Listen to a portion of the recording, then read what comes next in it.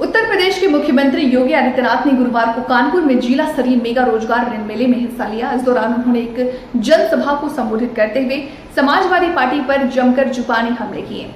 उन्होंने कहा कि लाल टोपी वाले काले कारनामे के लिए जाने जाते हैं। सीएम योगी ने कहा कि कांग्रेस और सपा की पहचान दंगा और अराजकवादी रही है। सपा राज्य में अराजकता पैदा करना चाहती है। सपा की पहचान गुंडागर्दी पहचान थी। अयोध्या में सपा का नेता निषाद पार्टी की लड़की के साथ रेप करता है। अयोध्या में सपा का बेशर्मी नेता उसको बचाता है। मुख्यमंत्री ने कहा कि सपा का विधायक सीसामऊ में दंगे की साजिश रच रहा, आज वो जेल में है। 2017 से पहले यूपी में अराजकता थी। यूपी में गुंडागर्दी चरम पर थी। पहले यूपी में पहचान का संकट था और बेटी और बहन सुरक्षित नहीं थी, लेकिन हमारी सरकार ने विकास और सुशासन का मॉडल दिया है। आपने जनादेश 5 वर्ष का दिया था, लेकिन आपको उपचुनाव का सामना करना पड़ रहा है। यहां का विकास बाधित हुआ है। समाजवादी पार्टी प्रदेश के अंदर अराजकता पैदा करने की अपनी कुत्सित मंशा से आज भी वह कहीं भी जब भी उसको मौका मिलता है उस अवसर को वह जाया नहीं होने देती है।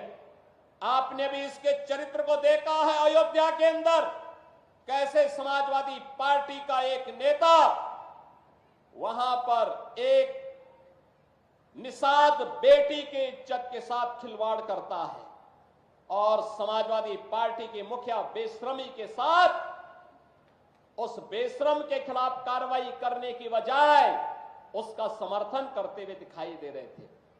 आपने इनका दूसरा दृश्य लखनऊ में देखा। एक बेटी अपने पिता के साथ मोटरसाइकिल से चल रही है। अचानक बरसात होती है, पानी भरता है और इनके गुंडे सड़क पर किस तरीके से इस बेटी को गिराने का कार्य करते हैं। और तभी मैंने कहा था, जब इनके एक नेता ने सदन में कहा कि सद्भावना ट्रेन चलानी चाहिए, हमने कहा सद्भावना ट्रेन इनके लिए नहीं, इनके लिए बुलेट ट्रेन चलेगी, बुलेट ट्रेन। बहनों और भाइयों, इनका तीसरा मॉडल देखना है तो कन्नौज में देखिए। ये नवाब ब्रांड कांग्रेस इसी समाजवादी पार्टी की पहचान है। ये समाजवादी पार्टी की पहचान है। कैसे अनैतिक तरीके से अर्जित की गई संपत्ति और उस संपत्ति के माध्यम से कैसे बेटियों की इज्जत के साथ बड़ी बेशर्मी के साथ ये लोग खिलवाड़ करते हैं। ये तीसरा दृश्य आपने कन्नौज का देखा है।